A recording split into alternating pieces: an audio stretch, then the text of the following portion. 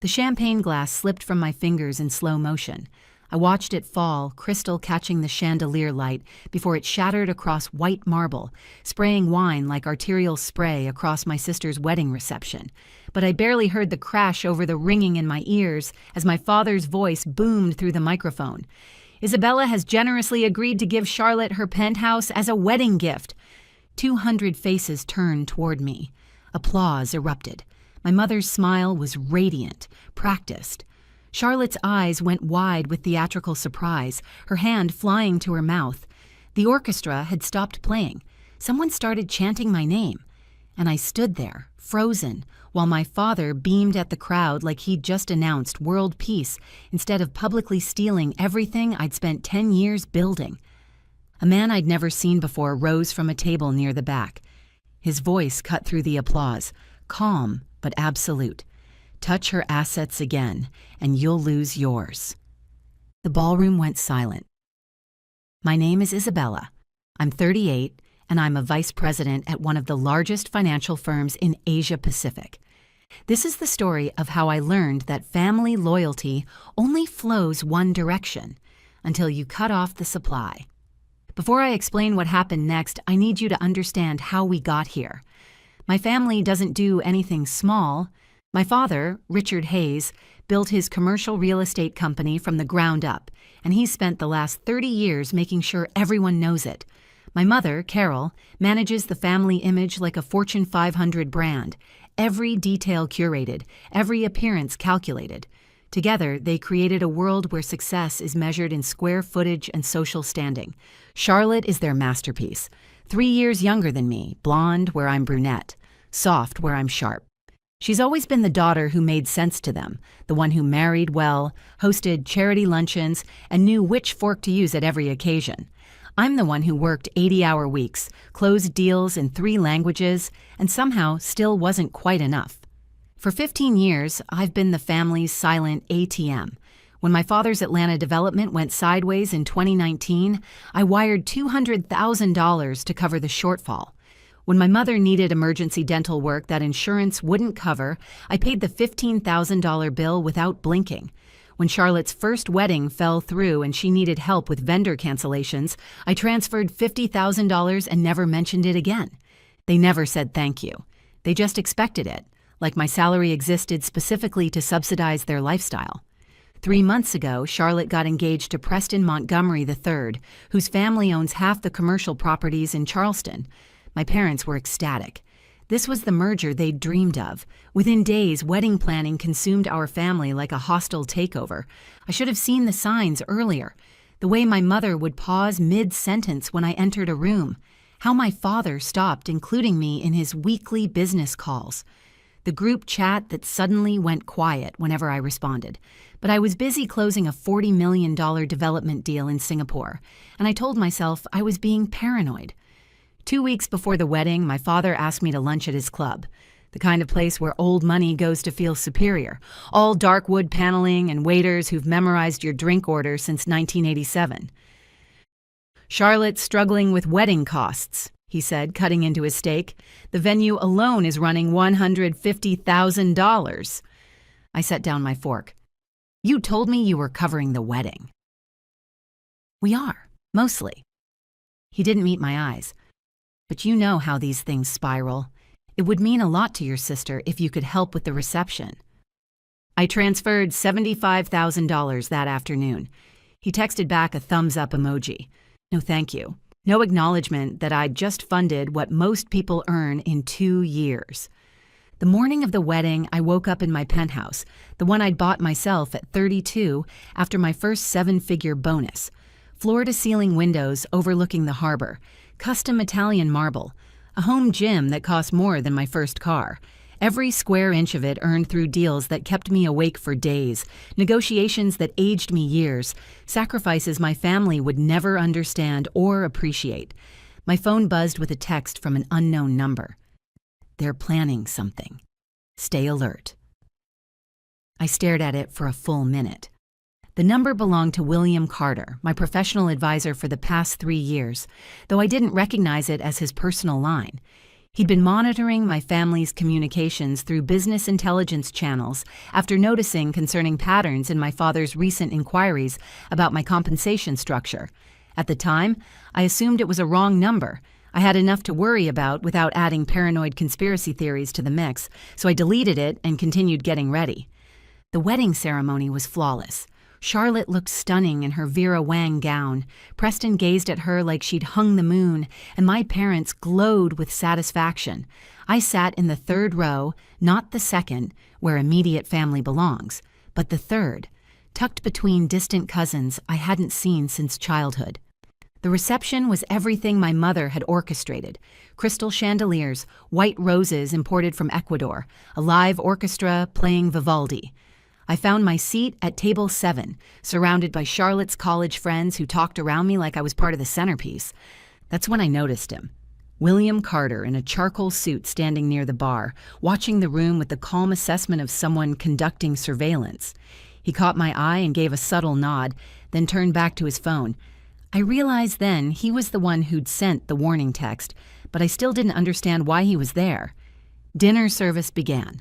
I pushed salmon around my plate while Charlotte's maid of honor gave a tearful speech about sisterhood and unconditional love. My mother kept glancing at me from the head table, her smile sharp as a blade. Then my father stood up, tapped his champagne glass with a knife until the room fell silent. "Before we continue," he said, his voice carrying that practiced warmth he used in boardroom presentations, "I want to talk about family." My stomach dropped. "A family's strength," he continued, scanning the crowd like a politician working a rally, "isn't measured by what we keep. It's measured by what we share." I felt my pulse in my throat. This wasn't a toast. This was a setup. "Tonight," my father said, his smile widening, "we have something extraordinary to celebrate. My eldest daughter, Isabella, has decided to give her sister." He paused for effect, letting the tension build. "Her penthouse as a wedding gift." The words hit me like a physical blow. For 3 seconds I couldn't breathe, couldn't move, could only watch as applause erupted around me, as cameras flashed, as Charlotte pressed her hands to her face in manufactured surprise. My father hadn't asked me, he'd announced it, made it public so I couldn't refuse without looking petty, selfish, cruel. The champagne glass slipped from my hand. "Isabella!" My father's voice boomed through the microphone. "Come up here, sweetheart. Say a few words." Every head turned toward me. 200 people waiting for me to smile, to play along, to sacrifice myself on the altar of family harmony. I didn't stand. I sat there, frozen, while the applause slowly died and confusion rippled through the crowd. That's when William rose from his seat. "Touch her assets again," he said, his voice cutting through the silence like a scalpel, "and you'll lose yours." The ballroom went dead quiet. He walked toward the front of the room, each footstep echoing against marble. My father's face drained of color. My mother grabbed his arm, whispering something frantic. "William Carter," he said, pulling a business card from his jacket, "CEO of Carter Financial Group and Isabella's professional advisor for the past 3 years, which is how I learned about tonight's ambush when your father contacted my firm last week, asking about the legal transferability of executive compensation packages." The murmuring started immediately. Half the room knew that name. Carter Financial managed over $3 billion in assets, worked with every major development company on the East Coast, including my father's. "The penthouse your daughter owns?" William continued, his tone conversational but unmistakable in its authority. "The one you just attempted to claim in front of 200 witnesses? That property is part of her executive compensation package. It's protected by anti-coercion clauses under her contract. What you did tonight constitutes attempted asset seizure." My father's lawyer face kicked in. He laughed, but it came out strangled. "This is a family matter, a misunderstanding." "There's no misunderstanding," William said. He gestured toward a table near the back where a young man had his phone propped up, red recording light glowing. "This entire event is being live-streamed to your company's investor page. I arranged for documentation after your attorney contacted multiple firms trying to find legal grounds to compel the transfer. 10,000 people just watched you attempt to publicly coerce your daughter into surrendering a $2.3 million property. The room exploded into chaos, gasps, whispers, the scraping of chairs as people stood to get a better view. My mother's face went white. Charlotte started crying, real tears this time, mascara tracking down her cheeks. Richard. A man stood up from table 3, Marcus Patterson, my father's largest investor. Is this true? My father stammered something, but Patterson was already walking toward the exit. Patterson Industries is suspending all current contracts with Hayes Development, effective immediately. Another voice from across the room. So is Williams Logistics. And another. Kim Construction as well. I watched my father's empire crumble in real time, each departing investor another nail in the coffin he'd built himself. William turned to me, his expression softening. Would you like to address the room? Every eye fixed on me. My mother looked like she might faint. Charlotte had collapsed into her new husband's arms, sobbing. My father stood at the microphone, a man who'd just watched his kingdom fall. I stood slowly, my legs somehow steady beneath me. You wanted a spectacle, I said, my voice carrying across the silent ballroom. You got one. I walked toward the front, my heels clicking against marble. My mother reached for me, but I stepped past her. For 15 years, I said, I've funded this family's lifestyle. I've paid for emergencies that weren't emergencies. I've covered debts you never acknowledged. I've smiled through holidays where you introduced me as Isabella, she works in finance somewhere, while I was closing deals that could have bought this entire venue. My father tried to speak, but I held up my hand. Tonight, you decided to take the one thing I built myself, the home I earned. You announced it publicly so I couldn't refuse without looking like the villain. I looked at Charlotte, who was still crying, into Preston's shoulder. You used my sister's wedding as leverage. I turned back to the crowd. So let me be very clear. I will not be giving anyone my penthouse. Not tonight, not ever. And if my family continues attempting to claim what isn't theirs, they'll discover exactly how much of their lifestyle I've been subsidizing. The silence was absolute. I handed the microphone back to William and walked toward the exit. Behind me, I heard my mother's voice crack. Isabella, please. I didn't turn around. William caught up with me in the hallway. Are you all right? I took a breath, felt the cool air conditioning against my flushed skin. I am now. He smiled slightly. You handled that with more grace than most would. No, I said. I just stopped apologizing for taking up space. He handed me his card, a real one this time. When you're ready to discuss your next career move, call me. Carter Financial could use someone who knows how to stand their ground. I looked at the card, then back at the closed ballroom doors where my family's perfect wedding had turned into their public reckoning. I'll think about it, I said. I spent that night in my penthouse, unable to sleep, replaying the evening's events in my mind. By morning, the video had gone viral. 1 minute of footage, my father's announcement, the crowd's reaction, William's intervention had been viewed over 1 million times. The headlines wrote themselves. Father attempts to steal daughter's home at sister's wedding. Exec stands up to family exploitation in viral video. My inbox exploded. Messages from strangers thanking me. Stories from women who'd been financially exploited by family. Interview requests from major networks. 3 different production companies wanted to option the story. The fallout from my parents was swift and brutal. Patterson, Williams, and Kim didn't just suspend contracts. They publicly announced why, citing ethical concerns about Richard Hayes' character. The company's stock dropped 40% in 2 days. My father's carefully cultivated reputation as a family man and honest businessman evaporated overnight. My mother tried damage control with a tearful video explaining she'd been caught up in wedding emotion and never meant to hurt anyone. The comments section ripped her apart. Tens of thousands of people who'd watched her smile while my father announced the theft had no sympathy left. Charlotte's marriage didn't survive the fallout. Preston's family, horrified to be associated with the scandal, pressured him to annul within the month. Charlotte called me once during that time, sobbing as she signed the annulment papers. "He said he couldn't be married to someone from a family of thieves," she told me. I listened in silence, then hung up. She moved back in with our parents, her perfect life dissolving like sugar in rain. I stayed silent through all of it. Didn't give interviews, didn't post on social media, didn't defend or attack. The truth had already done the work for me. The next 3 weeks passed in a blur of media requests I ignored, my phone constantly buzzing with messages from strangers and reporters. When William finally called with a formal offer, I was ready for a change. Board position at Carter Financial, $450,000 annual compensation plus equity, full autonomy over the Asia-Pacific division. I accepted. On my first day, I stood in my new corner office, floor-to-ceiling windows overlooking the harbor, just like my penthouse, and felt something I hadn't experienced in years.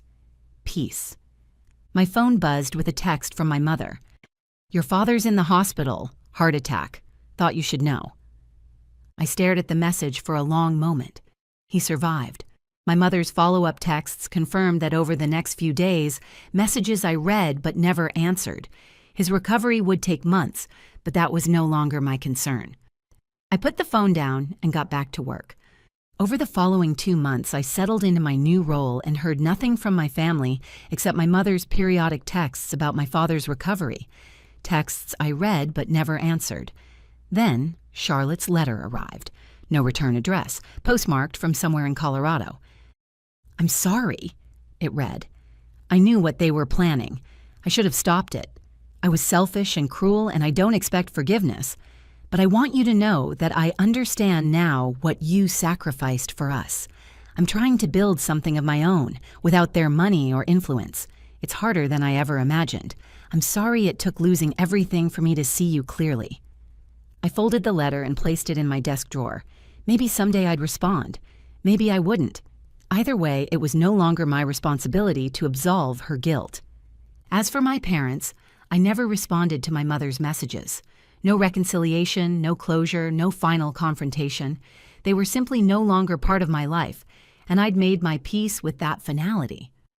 6 months after the wedding that changed everything, I stood in my penthouse, the same one my father had tried to steal, and looked at the framed photo on my shelf. My grandmother smiling at the camera, her handwritten note beside it. "Never let them make you smaller to fit their comfort." I'd carried that advice for years without truly understanding it. Now I did. My phone rang. William's name lit up the screen. "We just closed the Singapore deal," he said. $40 million, exactly as you projected.